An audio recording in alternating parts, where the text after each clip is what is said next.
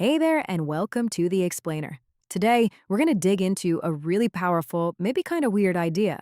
What if hustling harder is the very thing that's stopping you from getting what you want?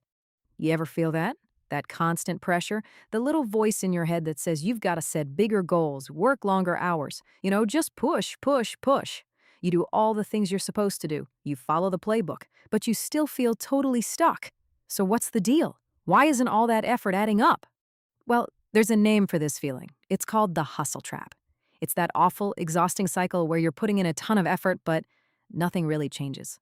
It's like you're sprinting on a treadmill. You're sweating, you're working your tail off, but you're not actually getting anywhere. It is so frustrating, and it's a huge sign that there's something much deeper going on.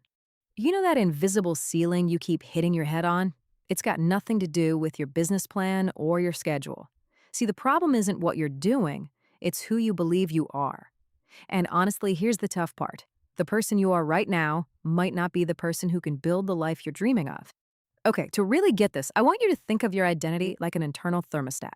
It's this control system that's just quietly humming in the background, and it sets the temperature for everything in your life: how much you earn, your friendships, your level of success. So, what's powering this thermostat? It's your self concept. And that's just a fancy way of saying it's the story you tell yourself about yourself.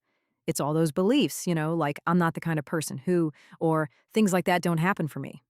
And this story runs on complete autopilot, shaping everything you do without you even noticing. And this is so important. Your subconscious mind will always find a way to make your real life match this inner story. So, if your inner thermostat is set to, say, 70 degrees of success, you can try with all your might to get to 90, but your mind will just kick on the air conditioning and pull you right back down to 70 every single time. This is exactly why just trying harder is a losing game. Trying a new strategy without changing who you believe you are, it's like spending a ton of money on a slick, custom paint job for a car that doesn't have an engine. Yeah, it looks great on the outside, but it has zero power to actually take you anywhere. So, if strategy isn't the real answer, then what is? Well, the answer is to change the thermostat setting itself.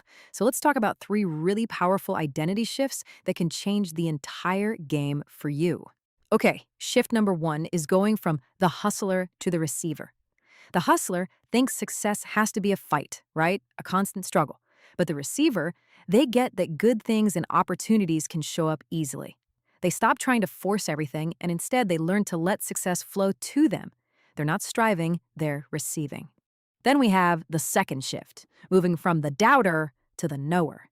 You know the doubter, always looking around for someone else's approval, second guessing every single move.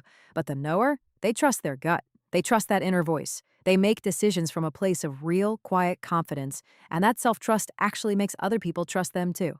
And the third shift is from the seeker to the finder. The seeker is kind of like an info junkie, always chasing the next course or the next new trick because they feel like they're missing something. But the finder operates from a place of, I have enough. They know the answers they need are already inside them. They stop just consuming information and they start using what they already know. Okay, I know what you're thinking. These shifts sound great, but how in the world do you actually make them happen? How do you rewrite that old story that's been playing on a loop in your head forever? Let's get super practical.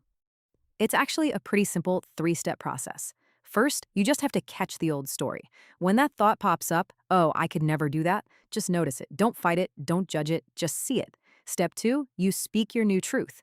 Every single day, you say your new identity out loud. And third, and this is crucial, you find daily proof. Your brain needs evidence, so celebrate every little win that proves your new story is actually real. And here is a fantastic tool you can use right in the moment.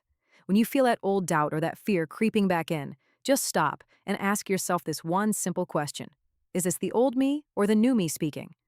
That tiny little pause, that moment of awareness, that is everything. That's the moment you get to choose who's in the driver's seat. All right, let's pull all this together into a clear, simple mission. This is not about some massive, stressful life overhaul overnight. No way.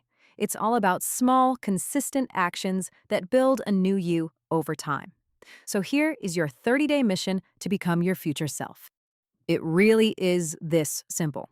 For the next 30 days, just start your morning by writing down one sentence. It starts with, Today I am, and then you fill in your new identity. Then, and this is the most important part, you choose one small, tiny action you can take that day that proves it's true.